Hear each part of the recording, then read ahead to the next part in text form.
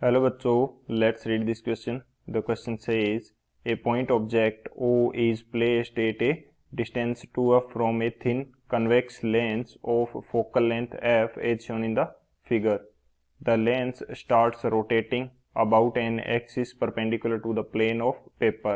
Object remains fixed and OA remains in the same plane. The speed of image when object is rotated by 2 degree is. Option first 4f omega pi by 90 meter per second along AB. Option second 4f omega pi by 90 meter per second along BA. Option third 2f omega pi by 90 meter per second along AB. And option fourth 2f omega pi by 90 meter per second along BA. तो इस question के अंदर हमें क्या दे रखा है कि एक पॉइंट ऑब्जेक्ट है जो कि 2f डिस्टेंस पे किसी लेंस से रखी गई है और हमें बोल रखा है कि यदि अब लेंस अपनी प्लेन के जो परपेंडिकुलर एक्सिस है उसके अराउंड रोटेशन चालू कर दे किसी स्पीड कांस्टेंट स्पीड से, तो हमारे पास जो 2 डिग्री का रोटेशन होगा उस टाइम पे जो इमेज की वेलोसिटी है वो कितनी होगी, ये हमें फाइंड आउट करना है. तो बात करते हैं हम लोग की कंसेप्ट की बात करें तो की कंसेप्ट हमारे पास क्या रहेगा इस क्वेश्चन के लिए. की कंसेप्ट के अंदर हम लोग यहाँ पे डिस्कस करने वाले हैं कि जो हमारे पास रोटेशन होगा उसके कारण इमेज फॉर्मेशन किस प्रकार से होगी. तो यहाँ पे मैं की कंसेप्ट के रूप में बात कर लेता हूँ. Image formation due to rotation of lens. तो लेंस के रोटेशन के कारण किस प्रकार से इमेज फॉर्म होगी और वो हम यहाँ पे बात करेंगे. तो फर्स्ट कंडीशन के अंदर तो हम सबसे पहले ये देखेंगे कि जो हमारे पास नॉर्मल इमेज है वो किस प्रकार से, नॉर्मल कंडीशन के अंदर जब वो रोटेट नहीं कर रहा है उस टाइम पे किस प्रकार से इमेज बनेगी वो यहाँ पे हम बात कर लेते हैं. तो ये मैं मान लेता हूँ कि क्या है, ऑप्टिकल एक्सिस है और ये हमारा क्या है, कन्वेक्स लेंस है. यहाँ से O ऑब्जेक्ट रखी हुई है 2f डिस्टेंस के ऊपर. तो 2f डिस्टेंस के ऊपर यदि ऑब्जेक्ट रखी हुई है तो इसकी इमेज कहाँ पे फॉर्म होगी. इमेज जो फॉर्म होती है वो फॉर्म होगी सेम 2f डिस्टेंस के ऊपर. f यदि क्या है हमारे पास फोकल लेंथ है तो यहाँ पे हमारी इमेज बन जाएगी नॉर्मल कंडीशन के अंदर. ये हम किस प्रकार से फाइंड आउट कर सकते हैं, हमारे पास लेंस फॉर्मूला रहता है 1/v minus 1/u is equal to 1/f. अब यहाँ पे इस फॉर्मूला के अंदर u की वैल्यू रखेंगे -2f और -2f इसके अंदर वैल्यू पुट करेंगे तो जैसे ही हम इसको दूसरी साइड लेके जाएंगे वो क्या हो जाएगा, फिर से -1/2f हो जाएगा. u की जगह मेरे को क्या पुट करना पड़ेगा, -2f पुट करना पड़ेगा. और फोकल लेंथ इसकी कन्वेक्स लेंस की पॉजिटिव होती है तो यहाँ से v कितना आएगा, 2f ही आ जाएगा. यानी कि 2f के ऊपर ऑब्जेक्ट रखी हुई है तो 2f के ऊपर हमारी क्या बन जाएगी, इमेज बन जाएगी. ये बात है नॉर्मल कंडीशन की. अब जब हमें क्वेश्चन के अंदर बोल रखा है कि हम क्या करते हैं, हमारा जो लेंस है वो रोटेट कर रहा है, लेंस इज रोटेटिंग. तो इस कंडीशन के अंदर इमेज किस प्रकार से बनेगी. एक चीज यहाँ पे ये ध्यान रखने वाली बात है कि अभी हम लेंस जो है हमारा कन्वेक्स लेंस, इसको किस प्रकार से दिखाएंगे. कन्वेक्स लेंस को हम एक सिंबल से दिखाते हैं कुछ इस प्रकार से, ताकि हमारा जो डायग्राम है वो ज़्यादा कॉम्प्लिकेटेड ना हो. तो इस प्रकार से हम इसको शो करेंगे. तो यहाँ पे मैं डैश डैश से जो भी लाइनिंग बना रहा हूँ वो पहले वाली कंडीशन है जब हमारा नॉर्मल कंडीशन के अंदर था. ये हमारे पास जब नॉर्मल कंडीशन थी यानी कि रोटेट नहीं कर रहा था. तो पहले लेंस हमारा किस कंडीशन के अंदर था, इस कंडीशन के अंदर रखा हुआ था लेंस. ये हमारा क्या था, लेंस था. अब हमने इसको रोटेट कर दिया. मैं मान लेता हूँ कि किसी एंगल थीटा से हम इसको रोटेट कर देते हैं. अब मैंने इसको क्या किया, रोटेट कर दिया किस एंगल से, थीटा एंगल से क्लॉकवाइज में रोटेट कर देता हूँ मान लेते हैं. तो ये मेरे पास क्या हो जाएगा, लेंस हो गया और ये एंगल हो जाएगा मेरे पास थीटा. ये एंगल थीटा हो गया. तो अब इसकी जो ऑप्टिकल एक्सिस होगी वो भी रोटेट कर जाएगी, ऑप्टिकल एक्सिस जो होगी वो भी रोटेट कर जाएगी.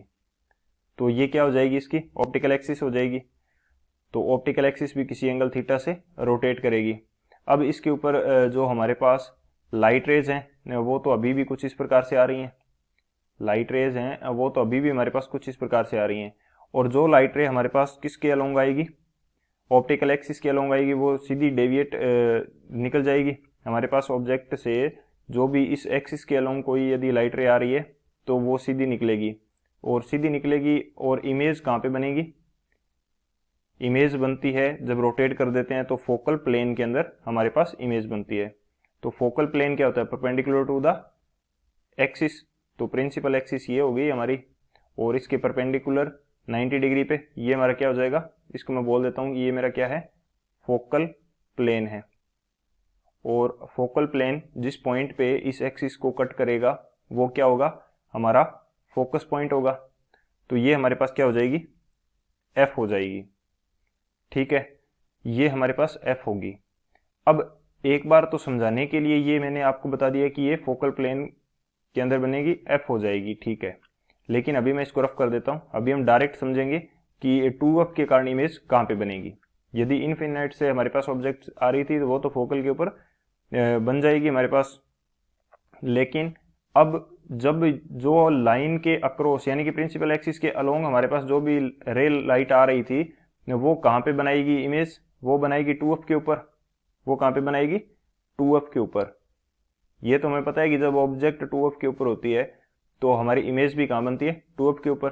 तो ये जो पॉइंट होगा इसकी डिस्टेंस क्या होगी? प्रिंसिपल एक्सिस का जो ऑप्टिकल सेंटर से डिस्टेंस क्या हो जाएगी इस पॉइंट की? 2f हो जाएगी। लेकिन हमारे पास जो फोकल प्लेन होगा, फोकल प्लेन का दूसरा ये प्लेन है, कोई पर्टिकुलर एक लाइन तो है नहीं, ये जो पूरा प्लेन होगा वो फोकल प्लेन होता है। तो फोकल प्लेन के अंदर ये इमेज बनाएगी कुछ यहाँ पे। ऑब्जेक्ट हमारी इस पहले वाली डैश डैश वाली जो लाइन मैंने रेड कलर से बना रखी है उसके ऊपर ऑब्जेक्ट रखी हुई है, तो ये जो इमेज बनेगी ये यहाँ पे बनेगी। अब हमें चाहिए कि मैं ये डिस्टेंस फाइंड आउट कर लूँ। ये जो डिस्टेंस है ऑप्टिकल सेंटर से, ये डिस्टेंस मैं फाइंड आउट कर लूँ ये कितनी होगी। तो ये हमारा सेम एंगल थीटा है। यदि ये एंगल थीटा है तो ये डिस्टेंस कितनी आ जाएगी? इमेज की जो डिस्टेंस है वो कितनी आ जाएगी? वी डैश बोल देते हैं इस कंडीशन के अंदर। तो 2f का हमें पता है और ये थीटा हमें मिला हुआ है, तो ये जो डिस्टेंस होगी ये कितनी हो जाएगी? 2f sec थीटा हो जाएगी। वी डैश हमारे पास क्या हो जाएगी? ये वी डैश है, तो वी डैश क्या हो जाएगी? 2f sec थीटा, क्योंकि ये 2f बाई कोस थीटा होगी और 1 बाई कोस थीटा क्या होता है हमारे पास? sec थीटा होता है। तो ये क्या हो जाएगा? V dash is equal to 2f sec theta. अब हमें ये डिस्टेंस मिल गई, तो ये हमारा क्या था? मेन की कंसेप्ट था। इस की कंसेप्ट के अकॉर्डिंग हमने ये फाइंड आउट कर लिया कि हमारी इमेज जो है वो किस प्रकार से फॉर्म होगी। तो अब हम डिस्कस करते हैं कि इसकी जो स्पीड होगी इमेज की वो कितनी होगी। अब यदि मैं बात करता हूँ सॉल्यूशन की, तो सॉल्यूशन क्या होगा हमारे पास इस क्वेश्चन के लिए? यदि हमें क्या फाइंड आउट करना है? स्पीड फाइंड आउट करनी है। तो स्पीड की यदि बात करें तो वो क्या हो जाएगी? Change in position, change in position by time, यानी कि कितना टाइम उसको लग रहा है, change in position by time. या हम बोल सकते हैं कि इसको डायरेक्टली यदि मैं v से फाइंड आउट करना चाहूं तो ओमेगा इंटू आर हो जाएगा। ओमेगा इंटू क्या हो जाएगा? आर हो जाएगा। ओमेगा हमारे पास क्या है? रोटेशनल स्पीड बोल सकते हैं कि किस स्पीड से वो रोटेट कर रहा है। तो यहाँ से भी मैं v फाइंड आउट कर सकता हूँ, और जो स्पीड वाला जो फॉर्मूला है उससे भी फाइंड आउट कर सकते हैं। लेकिन यहाँ पे पर्टिकुलर टाइम की बात हो नहीं रही है, हमें ओमेगा स्पीड दे रखी है तो हम इसे फाइंड आउट करेंगे। अब ये जो r है ये क्या होगी? r वो डिस्टेंस है जिसके कारण हमें इमेज के अंदर रोटेशन मिल रहा है। तो किसके कारण मिल रहा है? दोनों v के अंदर चेंज फाइंड आउट करना, चेंज फाइंड आउट करेंगे, उसी के कारण हमें मिलेगा। तो v डैश माइनस वी जो होगा, r क्या होगा? v dash minus v. तो v dash minus v, v dash की वैल्यू कितनी है? 2f sec theta, 2f sec theta. और ये मेरे पास कितना है? Minus f। v क्या था मेरे पास? सॉरी v क्या था मेरे पास? v था 2f। जब रोटेट नहीं कर रहा था तब इमेज कहाँ पे बन रही थी? 2f के ऊपर। तो ये कितना आ जाएगा? r की वैल्यू कितनी आ जाएगी? 2f sec theta minus 1। अब जस्ट मेरे को ये फाइंड आउट करना है कि sec थीटा यदि मेरे पास स्मॉल है, if theta is small, theta क्या है? स्मॉल है, 2 डिग्री दे रखा है मेरे को। तो sec थीटा की वैल्यू क्या रहती है? sec थीटा की वैल्यू हमारे पास रहती है 1 plus one plus theta square by 2। ये वैल्यू हमारे पास रहती है सेक थीटा की, जब थीटा स्मॉल है। तो इसकी जगह मैं जस्ट वैल्यू पुट कर देता हूँ, या फिर मैं v का ही फॉर्मूला लगा लेता हूँ। v हमारे पास क्या होगा, ओमेगा इंटू आर। ओमेगा ये पड़ा हमारे पास, और r की वैल्यू क्या है 2f। सेक थीटा की वैल्यू क्या फाइंड आउट कर लिया हमने, 1 प्लस थीटा स्क्वायर। थीटा हमारे पास कितना है 2 डिग्री, तो 2 का स्क्वायर 4/2, और ये -1 हो जाएगा।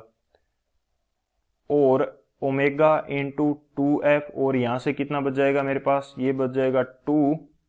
और ये वैल्यू किसके अंदर आ रही है, ये तो रेडियन पर सेकंड के अंदर आ रही है, तो हमें डिग्री के अंदर था हमारा।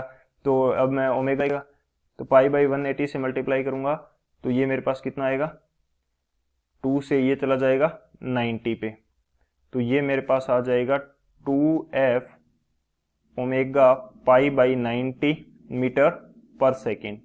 अब ये मेरे पास क्या आ गई, स्पीड आ गई इमेज की 2f ओमेगा π/90 मीटर पर सेकेंड। अब हमें ये देखना है कि ये जो पॉइंट था ये हमें दे रखा था b, और ये दे रखा था a, तो हमारी इमेज b से a की तरफ होगी, रोटेट करेगी, या a से b की तरफ रोटेट करेगी। तो जब हमारे पास 2 डिग्री पे मूव कर जाता है तो हमारी इमेज कहाँ पे बन रही है, जब 2 डिग्री रोटेट कर जाता है तब हमारी इमेज बन रही है किस पे, 2f सेक थीटा डिस्टेंस पे, 2f सेक थीटा पे। और जब रोटेट नहीं करता, यानी कि नॉर्मल कंडीशन के अंदर होता है, तब कहाँ पे बनती है, 2f के ऊपर। और सेक थीटा की वैल्यू पॉजिटिव होती है, तो जो रोटेट करने के बाद में वैल्यू क्या है, ज़्यादा है। रोटेट करने के बाद में वैल्यू ज़्यादा है, तो ये इमेज कहाँ से कहाँ की तरफ बन रही है, b टू a की तरफ बन रही है। रोटेट होने के बाद में कहाँ से कहाँ की तरफ बन रही है, b से a की तरफ। यानी कि जब ये 2 डिग्री पर रोटेट होने के बाद में वापस यदि 0 डिग्री यानी कि बिना रोटेशन वाली कंडीशन के अंदर जाएगा, तो उस टाइम पे कहाँ तक पहुंच जाएगी इमेज, वापस 2 तक पहुंच जाएगी। तो b से a की तरफ बन रही है, b टू a। तो अब हम बात कर लेते हैं ऑप्शन की कि कौन सा ऑप्शन करेक्ट होने वाला है हमारे पास। तो ऑप्शन की यदि बात की जाए तो हमारे पास 2f ओमेगा π/90 मीटर पर सेकेंड अलॉन्ग बी ए, यानी कि फोर्थ ऑप्शन जो है वो हमारा करेक्ट होगा। एक बार फिर से क्रॉस चेक कर लेते हैं, 2f omega π/90 b to a, बिल्कुल जो हमारा ऑप्शन डी है वो हमारा करेक्ट होगा। So option D is the final answer. I hope you understood it well. Best of luck, thank you.